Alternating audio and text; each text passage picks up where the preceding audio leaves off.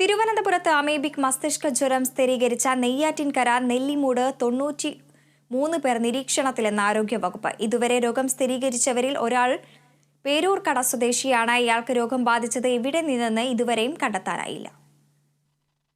July 23 medical college ആശുപത്രിയിൽ ചികിത്സയിലിരിക്കെ മരിച്ച നെല്ലിമൂട് സ്വദേശികളായ 3 യുവാക്കൾ, ഒരു പേരൂർക്കട സ്വദേശി എന്നിങ്ങനെ 5 പേർക്കാണ് നിലവിൽ ജില്ലയിൽ അമീബിക് മസ്തിഷ്ക ജ്വരം സ്ഥിരീകരിച്ചത്.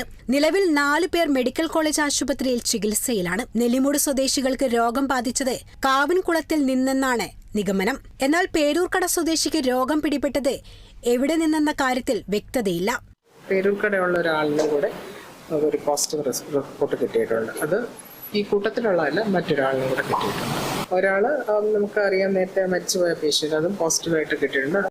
നിലവിൽ രോഗബാധ ആദ്യം കണ്ടെത്തിയ നെല്ലിമൂട് പ്രദേശത്തെ 39 പേർ ആരോഗ്യവകുപ്പിന്റെ നിരീക്ഷണത്തിലാണ്. ഇവരിൽ നിന്ന് കൂടുതൽ വിവരങ്ങൾ പ്രത്യേക സംഘം ശേഖരിച്ചു വരികയാണ്. തിരുവനന്തപുരം DMO നെല്ലിമൂട് സന്ദർശിച്ച് സ്ഥിതി വിലയിരുത്തി. ജില്ലയിൽ കെട്ടിക്കിടക്കുന്നതും പായൽ പിടിച്ചതുമായ ജലാശയങ്ങൾ കേന്ദ്രീകരിച്ച് കൂടുതലിടങ്ങളിൽ രോഗബാധ ഉറവിടം കണ്ടെത്താനുള്ള ശ്രമത്തിലാണ് ആരോഗ്യവകുപ്പ്.